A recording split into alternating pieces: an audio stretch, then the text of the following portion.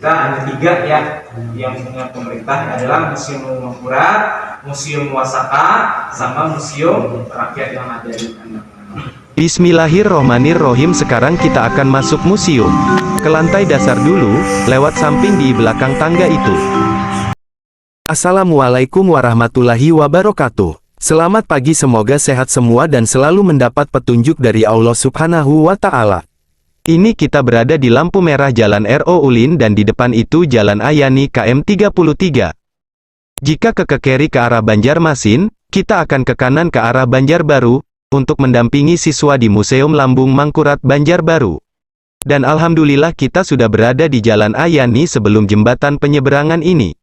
Oh iya, bagi yang baru nemuin channel ini, jangan lupa klikkan tulisan subscribe ya, agar subscriber channel ini bertambah.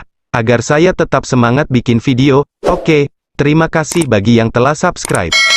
Ini kita masih di Jalan Ayani depan rumah dinas wali kota Banjarbaru dan sebentar lagi kita akan sampai di Museum Lambung Mangkurat. Kita percepat videonya, dan alhamdulillah kita sudah akan memasuki parkiran museum. A'udzu billahi minasyaitonir rajim. Bismillahirrahmanirrahim. Itulah bangunan museumnya, dengan arsitektur atap hubungan tinggi.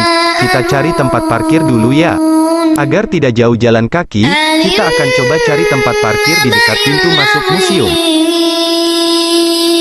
Dan itulah pintu masuknya. Tadi kita berangkat sekitar jam 8 pagi, dari SMKN 2 dan alhamdulillah museumnya sudah buka. Bismillahirrohmanirrohim. Sekarang kita akan masuk museum. Ke lantai dasar dulu, lewat samping di belakang tangga itu. Inilah pintu masuknya, kita akan mendengarkan penjelasan dari pemandu di dalam nanti. Selamat menyimak dan menyaksikan.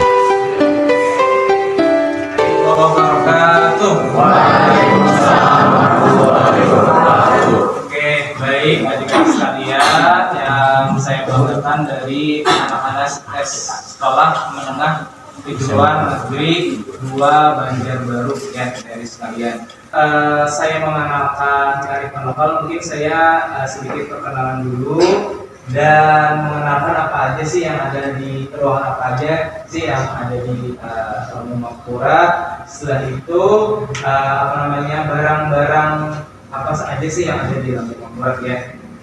Oke, pertama-tama perkenalkan, nama saya adalah Muhammad Mardiansyah. Latar belakang profil Museum Lambung Mangkurat ini. Jadi teman-teman, Museum Lambung Mangkurat ini adalah museum milik pemerintah Provinsi Kalimantan Selatan yang dinaungi oleh sekarang Dinas Pendidikan dan Kebudayaan Provinsi Kalimantan Selatan. Nah, atau OPTD ya, unit OPT. Nah, Museum Lambung Mangkurat ini dahulunya itu didirikan bangunannya ini pada tahun 1975 yang lalu. Nah, berapa tahun sudah tuh? 1975. Sekarang 2022. 40 dah? 40? Ayo. 47. Nah, dulu didanai oleh namanya Pelita, dulu punya ada namanya perusahaannya memang tender BUMN kalau salah. Nah, namun baru diresmikan oleh pemerintah pada 10 Januari 1979. Jadi rampungnya 1979. Nah, itu batu ratakan resminya ada di halaman museum. Nah, dulu diresmikan oleh Menteri Pendidikan dan Kebudayaan. Nama beliau pada waktu itu adalah Dr. Daud Yusuf, menterinya. Nah, kalau sekarang ini kan Pak Nadiem ya, Nadiem Makarim. Nah, kalau dulu Dr. Daud Yusuf. Pada tahun berapa tadi museum diresmikan? 1995. Pada tanggal berapa? 11. Tanggal? Ada yang mendengar tadi apa kata saya? Ada yang ingat? Berarti nih karena konsen nih pikirannya orang. 10 Januari 1979. Jadi ini. Nah, namun museum ini teman-teman bukanlah museum yang pertama yang ada di tempat kita ya. Namun ini adalah museum yang keempat yang sampai berdiri sampai sekarang. Dahulu museum yang pertama itu ada di tempat kita, namun dahulu terjadi pemberebutan kekuasaan sehingga koleksi-koleksinya itu sama-sama ingin menguasai ya.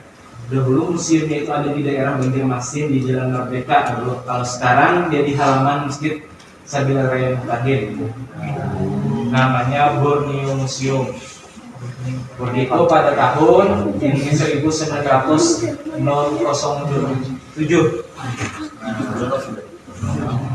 Nah, setelah itu tidak henti-hentinya ada lagi yang pemikir, para ahli orang ingin mengumpulkan bukti supaya anak cucu kita nanti biar bahasanya itu supaya tahu akan jejak perjuangan kita. Lalu didirikanlah lagi namanya setelah Borneo Museum itu adalah Museum Kalimantan pada tahun 1955. Nah, Museum Kalimantan pun tidak juga bertahan lama museumnya karena pada waktu itu adalah terjadi kebakaran. Museumnya itu dibakar ya oleh orang yang tidak suka dengan adanya museum, sehingga koleksinya itu dipindah alihkan.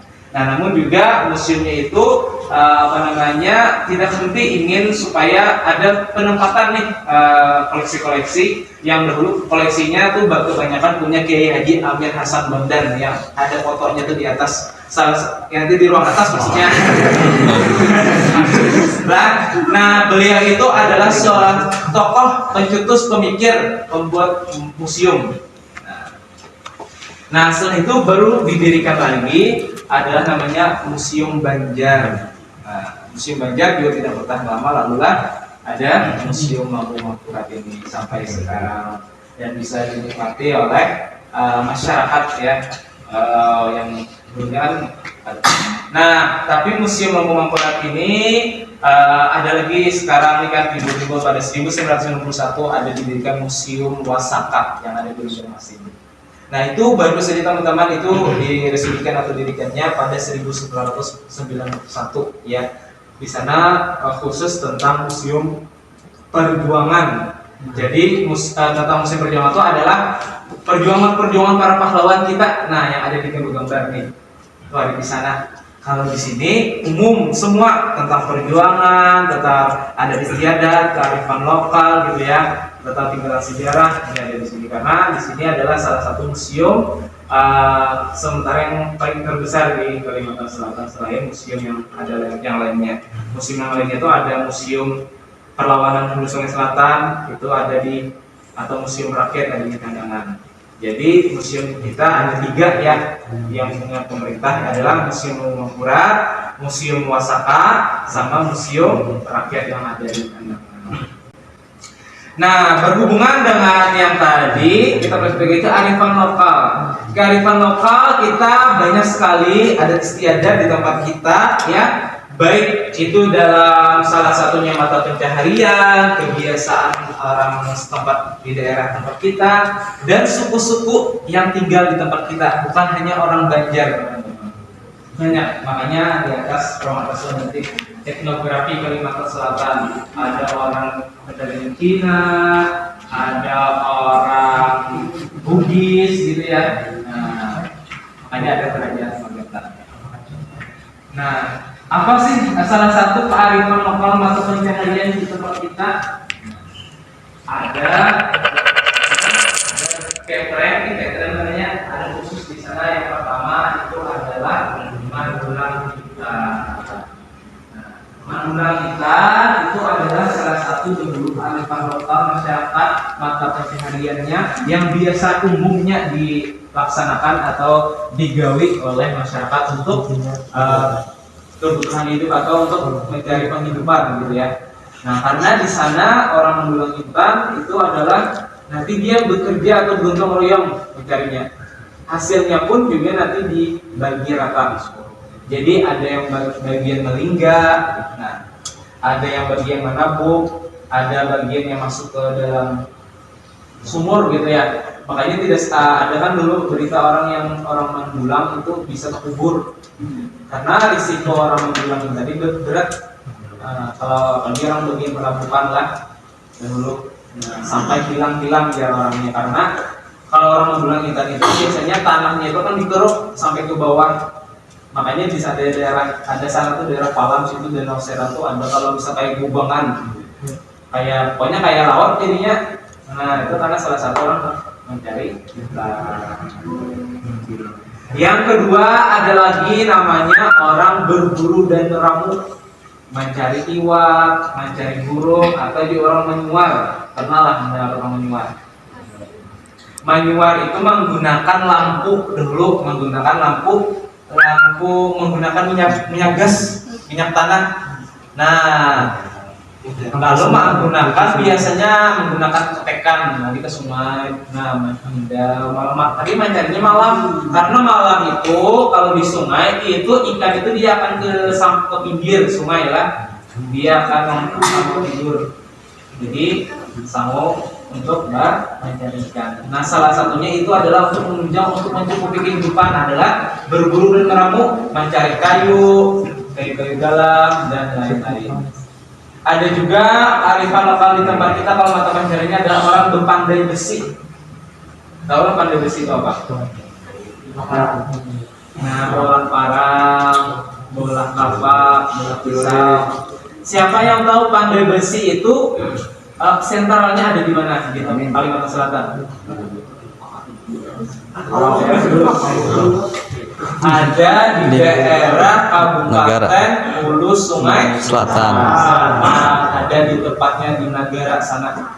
Di sana orang banyak ahli-ahli, orang yang hebat-hebat berpandai besi. Karena dulu di Nagara di sana dulu ada kerajaan. Jadi di kerajaan di sana tuh ada yang membantu bidang keilmuan agama, namanya ulama. Kalau badai ulah senjata, ulah perang itu namanya empu. Empu itu adalah orang yang berilmu dalam membuat sebuah senjata. Nah, senjata baik itu senjata yang ada magisnya dan senjata yang untuk berladang, nah, atau untuk bertahan hidup. Makanya ada juga senjata-senjata yang magis seperti adalah ngarannya Mandau Baraja, ya kan? Ada. Nah, dahulu itu ulama itu empu itu sederajat levelnya sama ulama. Nah, orang yang ahli pandai besi, ulah parang tuh, itu adalah sederajat dulu, level derajat kemuliaannya lah dulu.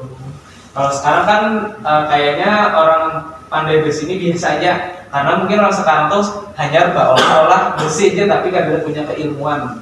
Dulu orang empu itu dia bukan hanya pandai besi yang bisa bola parang, tapi juga dia ada punya ilmu, ada hitungan aksara, kan di tulisan situ ada kayak huruf-huruf Al-Quran, yang dimana huruf Al-Quran itu kalau misalkan dirajah atau dibuat nanti bisa ada kekuatan magis atau kekuatan supranaturalnya lah, yang bisa kalau misalkan ditinggai, misalkan namanya dilempar nanti akan kembali lagi seperti itu.